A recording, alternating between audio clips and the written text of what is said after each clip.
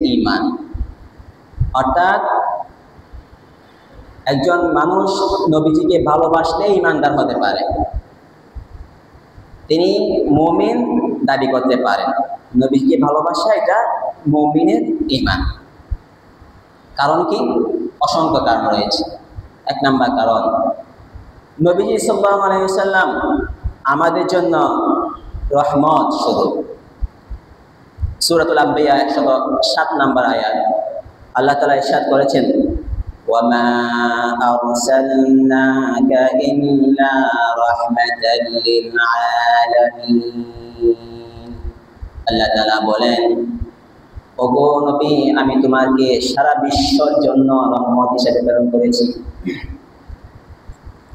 তাফসীর আত-তাবারি সেখানে এই আয়াতের তাফসীর প্রসঙ্গে উল্লেখ করা হয়েছে, রুবি আন ইবনে আব্বাস রাদিয়াল্লাহু তাআলা আন্নাল্লাহা আরসালা নাবিয়্যাহু মুহাম্মদ সাল্লাল্লাহু আলাইহি ওয়াসাল্লাম রাহমাতান লিজামিইল আলাম।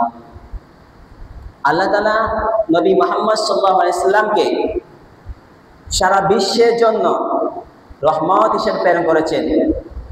জীব জন্তুর জন্য নবীজি রহমত, জিন ইনসানের জন্য নবীজি রহমত, কাফিরুহুম আও মুমিনুহুম, মুমিনদের জন্য তো নবীজি রহমত, এমনকি কাফেরদের জন্য নবীজি রহমত।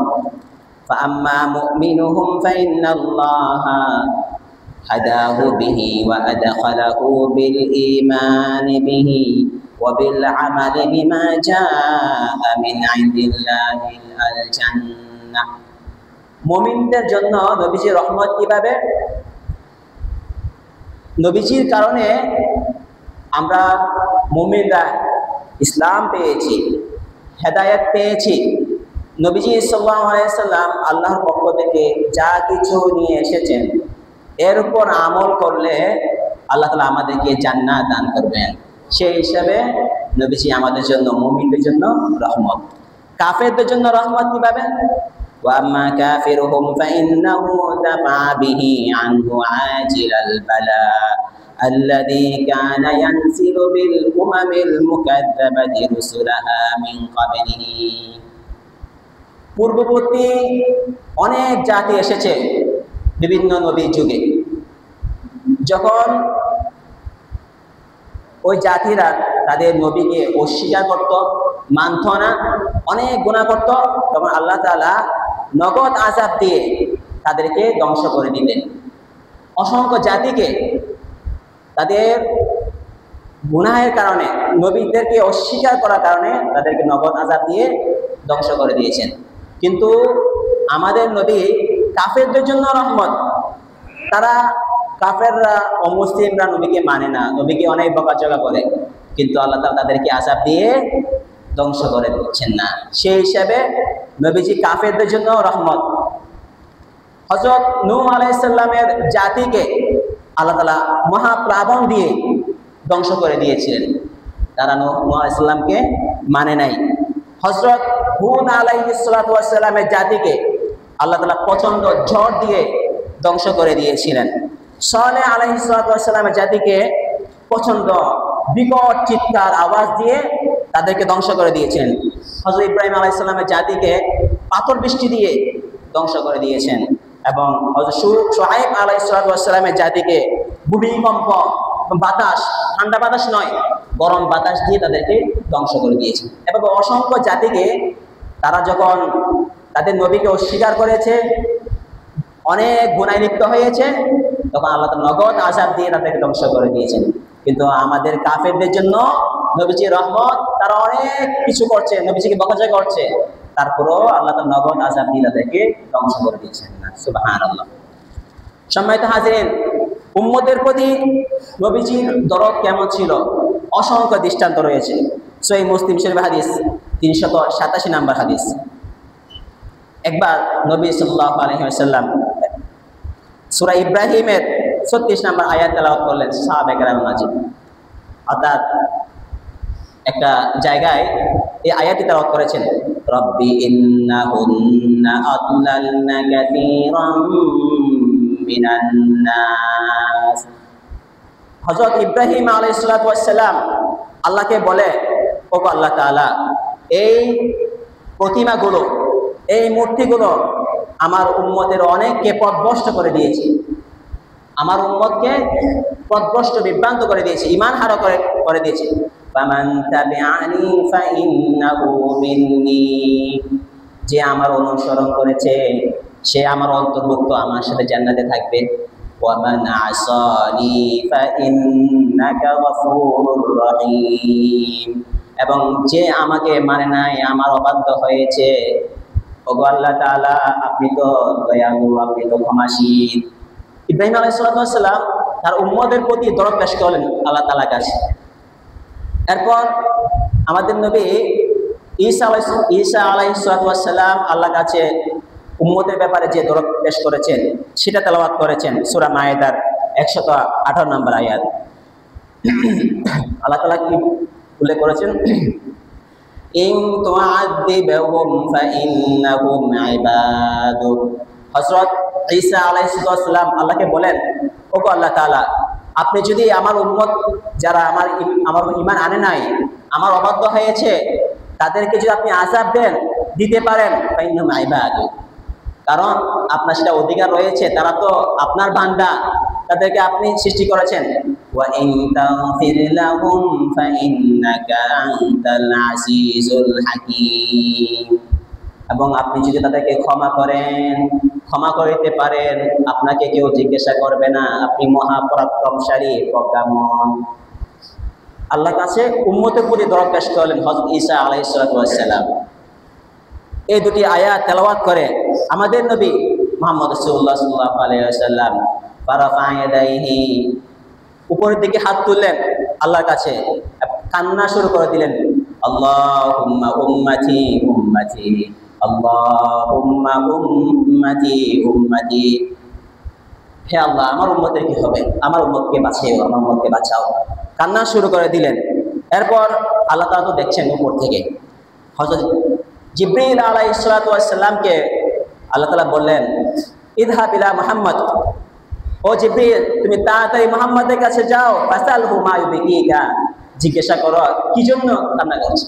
আল্লাহ তাআলা তো ভালো জানেন, তারপরও হযরত জিবরিল আলাইহিস সালামকে মুহাম্মদ রাসূলুল্লাহ সাল্লাল্লাহু আলাইহি ওয়াসাল্লামের কাছে পাঠালেন জিজ্ঞাসা করার জন্য কি জন্য তিনি কান্না করছেন। হযরত জিবরিল আলাইহিস সালাম আসলেন এবং জিজ্ঞাসা করলেন, আপনি কেন কাঁদছেন? তখন আমাদের নবী উত্তর দিলেন, আমি আমার উম্মতের জন্য কান্না করছি, আমি আমার উম্মতের জন্য কান্না করছি, আমার উম্মতের কি হবে কিয়ামতের ময়দানে। তখন আল্লাহ তাআলা কাছে জিবরাইল গিয়ে সেই কথাটি বললেন। আল্লাহ তাআলা বললেন, ও জিবরাইল তুমি আবার যাও এবং গিয়ে বলো, ইন্না সানুরদিকা ফি উম্মাতিকা ওয়ালা নাসু, তুমি মুহাম্মদকে গিয়ে বলবে আমি আল্লাহ তাআলা মুহাম্মদের উম্মতের ব্যাপারে মুহাম্মদকে কষ্ট দিব না, যেটা চাইবে সেটাই পূরণ করব। সুবহানাল্লাহ। যখন জিবরিল আলাইহিস সালাম এসে এই সংবাদটি দিলেন, তিনি খুশি হলেন, কান্না থামালেন। আল্লাহু আকবার। এত দরদ ছিল উম্মতের প্রতি, তাহলে বেশি ভালোবাসতে হবে কাকে? আমাদের নবী মুহাম্মদ সাল্লাল্লাহু আলাইহি ওয়াসাল্লামকে। সম্মানিত হাজিরিন, আরো অসংখ্য দৃষ্টান্ত রয়েছে। মুসলিম শরীফের 5852 নম্বর হাদিসে উল্লেখ আছে, নবী সাল্লাল্লাহু আলাইহি ওয়াসাল্লাম বলেছেন, মাসালি ওয়া মাতালুকুম কামাসালি রাজুলিন আও কাদানা, আমার এবং তোমাদের দৃষ্টান্ত এমন এক ব্যক্তির মতো যে ব্যক্তি একটি জায়গায় আগুন জ্বালালো। এক ব্যক্তি একটা জায়গায় জঙ্গলের পাশে আগুন জ্বালালো, ফাজালাল জানাদিবু ওয়াল ফারাশু ইয়াকানা ফিহা ইয়াদুবুহুন্না আনহা, সেই আগুনের মধ্যে লক্ষ লক্ষ হাজার হাজার ফড়িং দল কীট পতঙ্গ ঝাঁপিয়ে ঝাঁপিয়ে লাফিয়ে লাফিয়ে পড়ছে। আপনি যদি কোনো একটা অন্ধকারের মধ্যে আগুন জ্বালান, সেখানে আশপাশে যত পোকা আছে, ফড়িং আছে, সবগুলো কোথায় গিয়ে পড়বে? আগুনে ঝাঁপিয়ে ঝাঁপিয়ে পড়বে। তখন ওই লোকটি কি করছে? কীট পতঙ্গগুলোকে, ফড়িংগুলোকে বাঁচানোর চেষ্টা করছে। কিন্তু কয়টাকে বাঁচাতে পারবে? অধিকাংশ আগুনের মধ্যে পড়ে যাবে না? হাত দিয়ে কয়টাকে বাঁচাতে পারবে? হাজার হাজার কীট পতঙ্গ লাফিয়ে লাফিয়ে পড়ছে, ওই লোকটি কয়টাকে বাঁচাতে পারবে? খুবই অল্প সংখ্যক, অধিকাংশ আগুনে পড়ে যাচ্ছে। নবীজি বলেন, ওয়া আনা আখিদুন বিহুজাসিকুম আনিন নার ওয়া আনতুম তাফাল্লাতুনা মিন ইয়াদি। আমিও তোমাদেরকে তোমাদের কোমর ধরে ধরে জাহান্নামের আগুন থেকে বাঁচানোর চেষ্টা করছি, কিন্তু তোমরা আমার হাত থেকে ছুটে গিয়ে জাহান্নামের আগুনে পড়ে যাচ্ছ। নবীজি আমাদের কোমর ধরে ধরে, উম্মতের অধিকাংশ মানুষ জাহান্নামের দিকে ধাবিত হচ্ছে, নবীজি চেষ্টা করছেন কোমর ধরে ধরে বাঁচানোর জন্য, কিন্তু অধিকাংশই কোথায় পড়ে যাচ্ছে? জাহান্নামে পড়ে যাচ্ছে। তো নবীজির হাতে থাকার জন্য, জাহান্নাম থেকে বাঁচার জন্য আমাদের কি করতে হবে? নবীজির যে আদর্শ আছে, নবীজি যে আদেশ দিয়েছে সেগুলো মানতে হবে, আদর্শ লালন করতে হবে, এবং নবীজি সাল্লাল্লাহু আলাইহি সাল্লাম যা থেকে নিষেধ করেছেন সেগুলো থেকে বেঁচে থাকতে হবে। সম্মানিত হাজিরিন, উম্মতের জন্য নবীজি এতই পেরেশান ছিলেন, উম্মতের জন্য নবীজি এত দরদ ছিল যে উম্মতের জন্য নিজেকে ধ্বংস করে দেওয়ার জন্য উপক্রম হয়েছিলেন, নিজে জান চলে যাওয়ার উপক্রম হয়েছে। সূরা কাহফের 6 নম্বর আয়াতে আল্লাহ তাআলা সেটা ইরশাদ করেছেন, فَلَعَلَّكَ بَاخِعٌ نَفْسَكَ عَلَى آثَارِهِمْ إِن لَّمْ يُؤْمِنُوا بِهَذَا الْحَدِيثِ أَسَفًا। ওগো আল্লাহর নবী, ওগো প্রিয় হাবিব, আপনি তো উম্মতের পিছনে আফসোস করতে করতে নিজেকে ধ্বংস করে দিবেন, তারা কেন এই কোরআনের উপর ঈমান আনছে না? কোরআনের উপর, এই কোরআনকে কেন মানছে না উম্মত? এই জন্য আপনি আফসোস করতে করতে মনে হয় নিজেকে ধ্বংস করে দিবেন। আল্লাহ তাআলা এই আয়াত নাযিল করে নবী সাল্লাল্লাহু আলাইহি সাল্লামকে বেশি কষ্ট করতে কি করেছেন? মানা করেছেন। সম্মানিত হাজিরিন, এই কোরআনের দাওয়াত নবী সাল্লাল্লাহু আলাইহি সাল্লাম মক্কার মধ্যে প্রথমে নিয়েছিলেন, কিন্তু তারা তো কোরআনের দাওয়াত সহজে গ্রহণ করেনি। অধিকাংশ মক্কার নেতৃবর্গরা এবং স্থানীয় মানুষেরা গ্রহণ করেনি। খুব আশা নিয়ে নবী সাল্লাল্লাহু আলাইহি সাল্লামের কোরআনের বাণী নিয়ে, কোরআনের দাওয়াত নিয়ে তায়েফে গিয়েছিলেন, আশা করেছিলেন হয়তো তায়েফবাসীরা এই কোরআনকে গ্রহণ করবে। তারা তো নবীজির এই দাওয়াতকে গ্রহণ করবে দূরের কথা, নবীজিকে মেহমানদারি করবে দূরের কথা, মানবে দূরের কথা, বরং নবীজির সাথে অনেক খারাপ আচরণ করেছে, কঠোর কথা বলেছে, গালিগালাজ করেছে। শুধু তাই নয়, কাফের সেখানে যায় কিশোর গ্যাংরা রয়েছে, তায়েফের কিশোরদেরকে, বালকদেরকে নবীজির পিছনে লেলিয়ে দিয়েছে, উস্কে দিয়েছে। সহিহুল বুখারী 3231 নম্বর হাদিসে সেটাই বর্ণিত আছে। বালকরা, তায়েফের কিশোর গ্যাংরা পাথর মারতে মারতে নবীজিকে আহত করেছে। নবীজির শরীরে মোবারক রক্তাক্ত হয়ে গেছে। কোনো মতে তায়েফের সীমানা পেরিয়ে একটি আঙ্গুর বাগানে নবী সাল্লাল্লাহু আলাইহি সাল্লাম আশ্রয় নিয়েছিলেন। নবীজি সাল্লাল্লাহু আলাইহি সাল্লাম ক্লান্ত শরীরে বসে আছেন। ফাইদা আনা বিসাহাবাতিন কদ আদাল্লানি, হঠাৎ করে দেখতে পেলেন একটি মেঘখণ্ড নবীজিকে কি করছে? ছায়া করছে, ছায়া দিচ্ছে। এবং সেখানে দেখতে পেলেন হযরত জিবরিল আলাইহিস সালাতু ওয়াস সালাম চলে এসেছে। হযরত জিবরিল আলাইহিস সালাতু ওয়াস সালাম বলেন, ইন্নাল্লাহা আযজা ওয়া জাল্লা ক্বাদ সামিআ কাওলা কওমিকা লাকা ওয়া মা রাদ্দু আলাইক ওয়া ক্বাদ বা'আথা ইলাইকা মালাকাল জিবাল লিতা'মুরাহু বিমা শি'তা। হযরত জিবরিল আলাইহিস সালাতু ওয়াস সালাম নবীজিকে বলেন, ওগো আল্লাহর রাসূল, তায়েফবাসীরা আপনার সাথে কি আচরণ করেছে, তাদের ব্যবহার কেমন ছিল, সব কিছু আল্লাহ শুনেছে, দেখেছেন।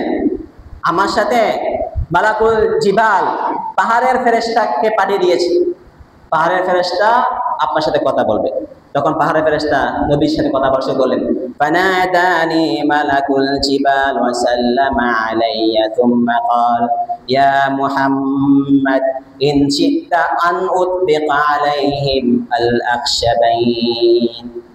পাহাড়ের ফেরেশতা নবীজিকে সালাম দিলেন এবং বললেন, আল্লাহ তাআলা আমাকে আপনার কাছে পাঠিয়েছেন, আমি তায়েফের চতুর্পাশে যে পাহাড় আছে সেই পাহাড়ের দায়িত্বশীল। আপনি আমাকে আদেশ দিবেন, আপনি যদি চান উভয় পাশে যে পাহাড় আছে সে পাহাড় মিলিয়ে সে পাহাড় তাদের উপর চাপিয়ে তাদেরকে ধ্বংস করে দিবে। তখন নবী সাল্লাল্লাহু আলাইহি ওয়াসাল্লাম বলেন, না না, তুমি তাদেরকে ধ্বংস করবে না। বাল আরজু আন ইউখরিজাল্লাহু মিন আসলাবিহিম মান ইয়াবুদুল্লাহা ওয়াহদাহু লা ইউশরিকু বিহি শাইআ। ও পাহাড়ের ফেরেশতা, না তুমি তাদেরকে ধ্বংস করতে পারো না, ধ্বংস করবে না, বরং আমি আশাবাদী তারা আমাকে আহত করেছে, রক্তাক্ত করেছে, তারা ইসলাম গ্রহণ করেনি, তাতে কি হয়েছে?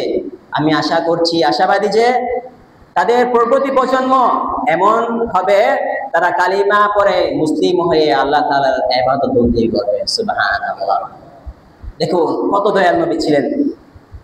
রক্ত এখনো শুকায়নি, প্রতিশোধ গ্রহণ করার সুযোগ আছে, মুহূর্তের মধ্যে তাদেরকে ধ্বংস করে দিতে পারতেন, কিন্তু নবী সাল্লাল্লাহু আলাইহি সাল্লাম তাদেরকে ধ্বংস করে দেওয়ার জন্য পাহাড়ে ফেরেশতাকে অনুমতি দেননি।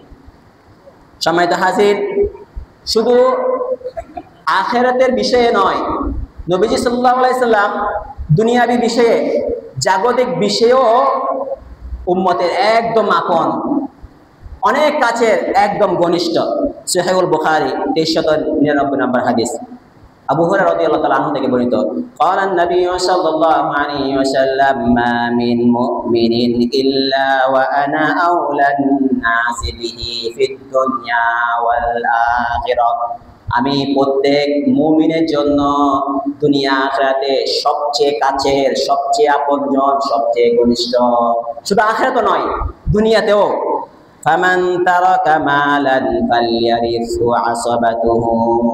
যে মুমিন সম্পদ রেখে মারা গিয়েছে, তার সম্পদের মালিক হবে তার ওয়ারিসরা, আত্মীয় স্বজনরা, সেগুলা গ্রহণ করবে। ওমান তারাকা দাইনান আও দায়াআন ফালইয়াতিনি ফাআনা মাওলা। আর যে মুমিন ঋণ রেখে মারা গিয়েছে, ঋণ পরিশোধ করার মতো কোনো টাকা নেই, অসহায় কাউকে রেখে মারা গিয়েছে, বিধবা স্ত্রী বা এতিম সন্তান রেখে মারা গিয়েছে, তাদের লালন পালন করার মতো কেউ নেই, তারা যেন আমার কাছে আসে, আমি ওই ব্যক্তির একমাত্র অভিভাবক, আমি তাদের দায়িত্ব গ্রহণ করবো। সুবহানাল্লাহ। সম্পদ রেখে মারা গেলে এই সম্পদের মালিক হচ্ছে ওয়ারিসরা, এবং তার যদি ঋণ থাকে, ঋণ পরিশোধ করা কেউ নেই, এবং বিধবা স্ত্রী আছে, এতিম সন্তান আছে, বৃদ্ধ মা বাবা আছে, তারা অসহায়, তাদের কিছু নেই, তারা যেন আমার কাছে আসে, আমি তাদের দায়িত্ব গ্রহণ করব। এই হাদিস থেকে অনেক শিক্ষা রয়েছে, বিশেষ করে জনপ্রতিনিধি যারা রয়েছে, সরকার প্রধান রয়েছে, তাদের উচিত এই ধরনের কেউ যদি মারা যায়, ঋণ রেখে মারা গিয়েছে, ঋণ পরিশোধ করার মতো কিছু নেই, অসহায় কাউকে রেখে মারা গিয়েছে, তার দেখাশোনার মতো কেউ নেই, তাদের দায়ভার গ্রহণ করা। এটাই হচ্ছে এই হাদিস থেকে শিক্ষা, এই হাদিস থেকে আমাদের মেসেজ। সম্মানিত হাজিরিন, নবী সাল্লাল্লাহু আলাইহি সাল্লাম বলেছেন, ইন্নামা আনা মিসলুল ওয়ালিদ। আমি তোমাদের জন্য তোমাদের পিতার মতো, আমি তোমাদের জন্য তোমাদের বাবার মতো। মুসলিম শরীফের হাদিস 376 নম্বর হাদিসে নবী সাল্লাল্লাহু আলাইহি সাল্লাম বলেছেন, লিকুল্লি নাবিয়্যিন দাওয়াতুন মুস্তাজাবা ইয়াদউ বিহা ফায়ুস্তাজাবু লাহু। প্রত্যেক নবীকে আল্লাহ তাআলা স্পেশাল একটি দোয়া দিয়েছেন, সেই দোয়াটি করলে আল্লাহ তাআলা কবুল করবেন। ফায়ুতাহা, ওই দোয়াটি প্রত্যেক নবী দুনিয়াতে প্রয়োগ করেছেন, দুনিয়াতে সেটার ফলাফল গ্রহণ করেছেন। নবীজি বলেন, ওয়া ইন্নী ইখতাবাতু দাওয়াতি শাফাআতান লিউম্মতি ইয়াউমাল কিয়ামাহ। আমি আমার ওই স্পেশাল দোয়া দুনিয়াতে প্রয়োগ করিনি, আমার উম্মতের জন্য কিয়ামতের ময়দানে সেটা ব্যবহার করব। সুবহানাল্লাহ। কিয়ামতের ময়দানে নবীজি সাল্লাল্লাহু আলাইহি ওয়াসাল্লাম এই দোয়াটি প্রয়োগ করে, সুপারিশ করে উম্মতকে জান্নাতে নিয়ে যাবে। এই হাদিস থেকে অনেক শিক্ষা রয়েছে। এক নম্বর শিক্ষা হচ্ছে যে শাফাআতের প্রতি ঈমান রাখা, আকীদা রাখা। নবী সাল্লাল্লাহু আলাইহি ওয়াসাল্লাম উম্মতের জন্য সুপারিশ করবেন, তবে সুপারিশ পাওয়ার জন্য যোগ্য হতে হবে। আপনি ইচ্ছাকৃতভাবে সবসময় গুনাহ করতে থাকবেন, কবিরা গুনাহ করতে থাকবেন সবসময়, তাহলে আপনি শাফাআত পাওয়ার যোগ্য নয়, যোগ্যতা হারিয়ে ফেলবেন। এজন্য যেন আপনি নবী সাল্লাল্লাহু আলাইহি সাল্লামের সুপারিশ পান। এজন্য নবী সাল্লাল্লাহু আলাইহি সাল্লাম যা আদেশ করেছেন তা মানতে হবে, যা নিষেধ করেছেন তা থেকে বিরত থাকতে হবে। নবী সাল্লাল্লাহু আলাইহি সাল্লাম কত দয়ালু ছিলেন, তিনি চাইলে সুখ শান্তির জন্য এই দোয়াটি পৃথিবীতে করতে পারতেন না? করতে পারতেন, কিন্তু উম্মতের দয়ায়, উম্মতের প্রতি দরদ থেকে তিনি রেখে দিয়েছেন, সেটা কিয়ামতের ময়দানে প্রয়োগ করবেন। সম্মানিত হাজিরিন, নবী সাল্লাল্লাহু আলাইহি সাল্লাম কত দয়ালু ছিলেন।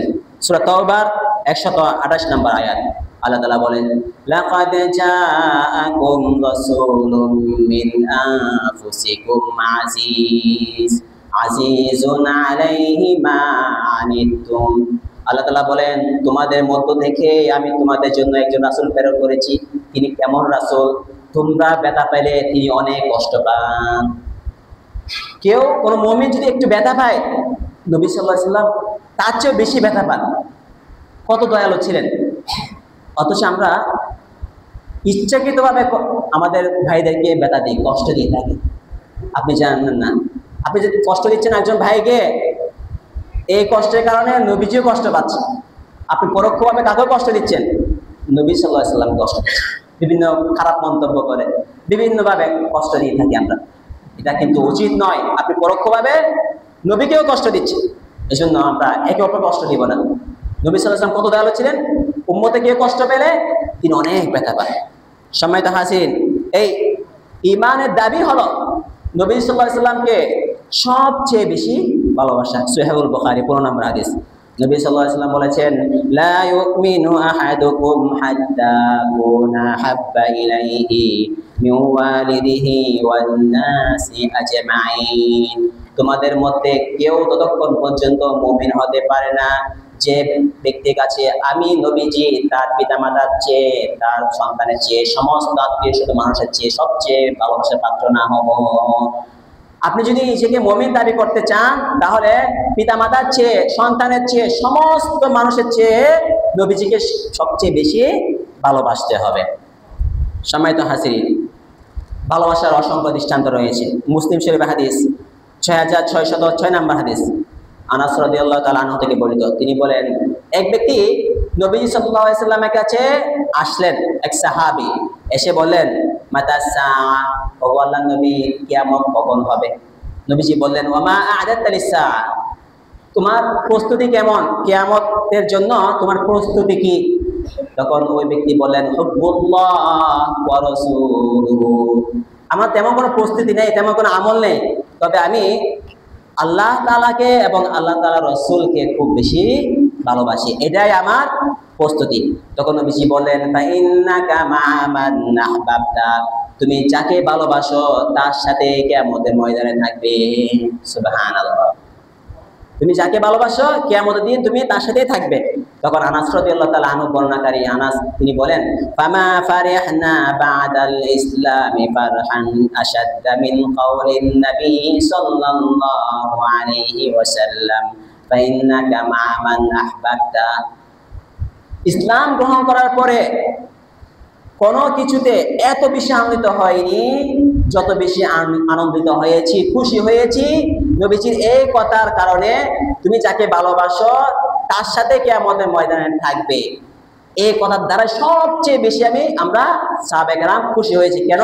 আমরা সকল সাহাবায়ে কেরাম সবচেয়ে বেশি নিজের জানের চেয়েও বেশি নবীজিকে ভালোবাসি, এবং আমরা আশাবাদী আমরা নবীজির সাথে কিয়ামতের ময়দানে জান্নাতে থাকবো। সুবহানাল্লাহ।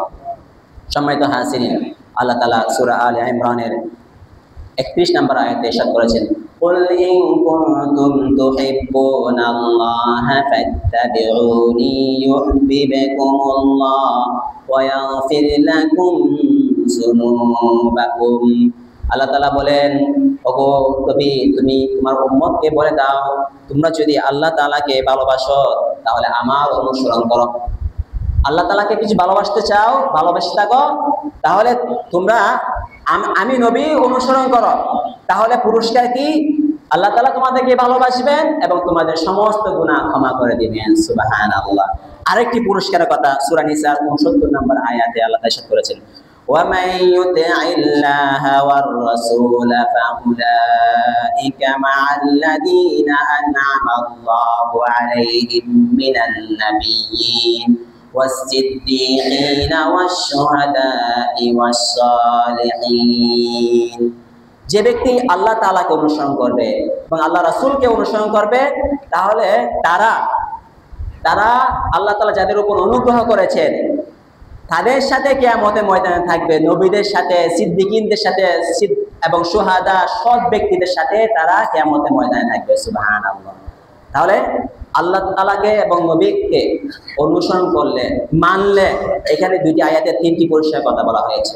আল্লাহ তাআলা ভালোবাসা পাওয়া যাবে, গুনাহ ক্ষমা হবে এবং কিয়ামতের ময়দানে নবীদের সাথে থাকা যাবে। এই আয়াত নাজিল হওয়ার, সূরা নিসার 69 নম্বর আয়াত নাজিল হওয়ার একটি প্রেক্ষাপট রয়েছে, একটি ঘটনা রয়েছে। এই ঘটনা বলে শেষ করছি। এক সাহাবী, আনসারী সাহাবী নবীজি সাল্লাল্লাহু আলাইহি সাল্লামের কাছে আসলেন। ওহু মাহজুন, তিনি চিন্তিত, পেরেশান। فقال له النبي صلى الله عليه وسلم يا فلان ما لي أراك محزونا। ওগো সাহাবী, তোমাকে আমি দেখছি তুমি চিন্তিত, তুমি টেনশনে আছো, কোন বিষয়ে তুমি টেনশন করছো, চিন্তা করছো? তখন সেই সাহাবী বলেন, ইয়া নবী আল্লাহ শাইউন ফাক্কারতু ফীহি। ক্বালা মা হুয়া? ক্বালা নাহনু নাগদু আলাইকা ওয়া নারুহু ওয়া নানজুরু ইলা ওয়াজহিকা ওয়া নুজালিসু। ওই সাহাবী বলেন যে আমি একটি বিষয় চিন্তা করছি, সেটা হচ্ছে আমরা সাহাবায়ে কেরাম প্রতিদিন আপনার কাছে আসি, সকালে আসি, বিকালে আসি, আপনার সাথে ওঠা বসা করি, আপনার চেহারা মুবারক দেখি, কিন্তু কিয়ামতের ময়দানে আপনি তো তুরফাউ মান নাবিয়িন ফালা নাসিলু ইলাইহি, আপনি তো কিয়ামতের ময়দানে নবীদের সাথে উচ্চ আসনে থাকবেন, বিভিন্ন নবী রাসূলদের সাথে থাকবেন। আমরা কি আপনার কাছে পৌঁছতে পারবো? আমরা কি আপনাকে কিয়ামতের ময়দানে দেখতে পাবো? আহা, কত দরদ, ভালোবাসা! প্রতিদিন আপনার দরবারে আসি, আপনার সাথে উঠা বসা করি, আপনার চেহারা মুবারক দেখি, কিয়ামতের ময়দানে আপনি যখন নবীদের সাথে থাকবেন, আমরা কি আপনার কাছে পৌঁছতে পারবো? ফালাম ইয়ারুদ্দুন নবী সাল্লাল্লাহু আলাইহি ওয়াসাল্লাম শাইআ। নবী সাল্লাল্লাহু আলাইহি ওয়াসাল্লাম কোনো জবাব দিলেন না, চুপ থাকলেন। নবী তো কোনো কিছু নিজ থেকে বলেন না, ওহী আসলে তখন গিয়ে বলে থাকেন। কিছু বলেননি নবী সাল্লাল্লাহু আলাইহি ওয়াসাল্লাম, কোনো জবাব দেননি। ওই সাহাবী চলে গেলেন।